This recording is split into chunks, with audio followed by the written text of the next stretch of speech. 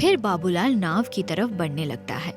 बाबूलाल के कदम नाव की तरफ बढ़ते हुए देख रमेश थोड़ा घबरा जाता है और बाबूलाल से कहता है, अरे भाई बाबूलाल, हम ये नाव की तरफ क्यों जा रहे हैं? मतलब कहाँ जा रहे हैं इसमें बैठकर? तब बाबूलाल रमेश से कहता है, ऐसा क्यों लग रहा है साहब? क्या आप नाव में बैठने से घबरा रहे हैं?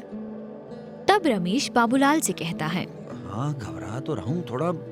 इतनी ठंड में तुम इतनी सुबह सुबह मुझे नाव में लेकर कहाँ जा रहे हो? तब बाबूलाल रमेश से कहता है, अरे सर, घबराइए मत, हम हैं ना आपके साथ। आप चलिए, हम आपको नाव में एक ऐसा नजारा दिखाएंगे जो आपने आज तक नहीं देखा होगा। रमेश कहता है, बाबूलाल, क्या वो नजारा हम यहाँ किनारे पर खड़े होकर नहीं देख सकते? तब बाबूलाल कहता है, अरे सर जी, हम जो आपको दिखाने वाले हैं ना, वो यहाँ से नहीं दिखेगा। हमें गंगा जी के बीचों बीच जाना पड़ेगा। और जल्दी चलिए, हमारे पास वक्त बहुत कम है। अगर थोड़ा सा भी लेट हो गए तो वो नजारा नहीं देख पाएंगे। फिर रमेश बाबूलाल से कहता है, ठीक है बाबूलाल, मैं थोड़ा घबरा रहा था क्योंकि मुझे ना तैरना नहीं आता। तब बाबूलाल कहता है, अरे सर, आप तो ऐसे कह रहे हैं जैसे हम आपको डुबाने के लिए ले जा रहे हैं। अरे कुछ नहीं होगा आपको, हम हैं ना आपके साथ। और अगर कुछ ऐसा हुआ भी तो हमको तैरना आता है ना, बचा लेंगे आपको। बाबूलाल की बात सुनकर रमेश कहता है, ये क्या कह रहे हो? मतलब हम डूब सकते हैं? तब बाबूलाल कहता है, अरे नहीं साहब, मैं तो मजाक कर रहा था। आइए। बाबूलाल नाव में चढ़कर अपना हाथ रमेश की ओर बढ़ाता है। रमेश डरते डरते बाबूलाल का हाथ पकड़ता है और नाव में चढ़ जाता है। नाव में चढ़ने के बाद बाबूलाल नाव चलाने वाले से कहता है, अरे भैया, चलाओ चलाओ चलाओ, लाई चलो हमें गंगा मैया के बीचों बीच, वहीं पर। नाव चलाने वाला बाबूलाल से कहता है, ठीक बाहो भाई। इतना कहकर नाव चल पड़ती है। जैसे ही नाव चलती है, नाव में बैठा रमेश अपने दोनों हाथों को कसकर दबा लेता है और अपने दोनों हाथों से नाव के दोनों ओर पकड़कर बैठ जाता है। जैसे ही नाव हिंडोली खाती है, रमेश की धड़कन तेज हो जाती है। ये देखकर बाबूलाल रमेश से कहता है, क्या हुआ साहब? का डर लग रहा है का? तब रमेश बाबूलाल से कहता है, हाँ बाबूलाल, मुझे नाव में थोड़ा डर लगता है। और गंगा मैया को देखो ना, कितना प्रवाह है, कितना गहरा पानी होगा यहाँ पर, और ठंडा भी।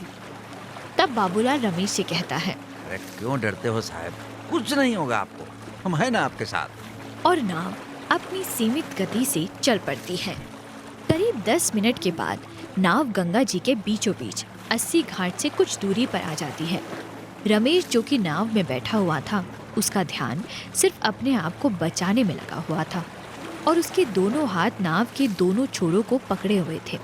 तभी बाबूलाल रमेश से कहता है, अरे सर, ये क्या कर रहे हैं आप? हमने कहा ना आपको, आप कहीं नहीं जाएंगे। आप अपने हाथ छोड़ दीजिए। अरे अरे, आप नहीं गिरेंगे।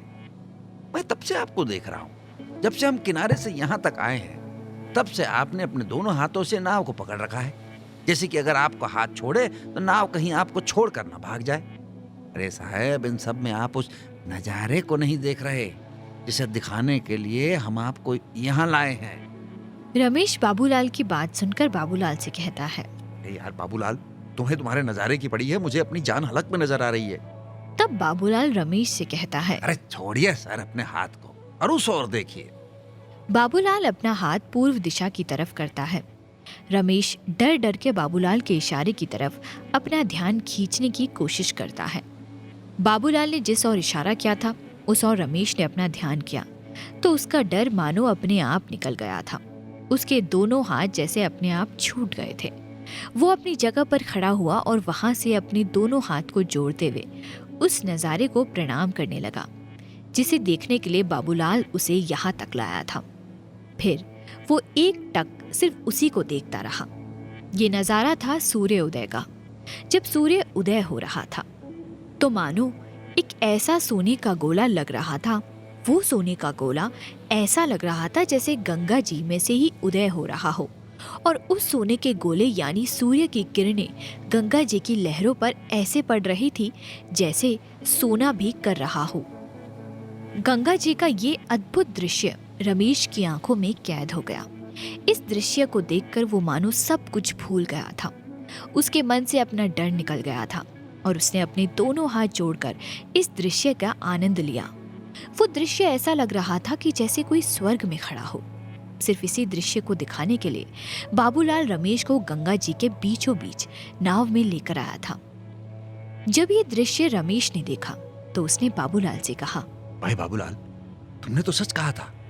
मैंने ऐसा नजारा आज तक नहीं देखा और ना ही मैं कभी शायद देख पाऊंगा।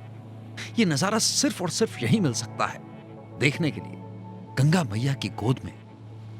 इतना कहकर रमेश ने बाबूलाल के कंधे पर हाथ रखा और उसे शाबाशी दी।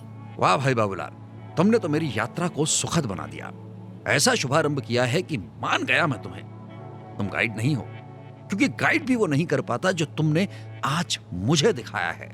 फिर रमेश से बाबूलाल कहता है, अरे ये तो कुछ नहीं है साहब, आगे आगे देखिए, हम आपको क्या क्या दिखाते हैं। पर सबसे पहले मैं आपको उस इंसान से मिलवाऊंगा जिसका जिक्र मैंने आपसे कल रात को किया था। चलिए ना, हम चलते हैं वापस अपने घाट पर। अब आपने सूर्य नमस्कार कर ही लिया है तो मुझे लगता है कि आपने स्नान भी होटल के भीतर ही कर लिया होगा। पर अब हम आपको गंगा मैया में डुबकी भी लगवाएंगे।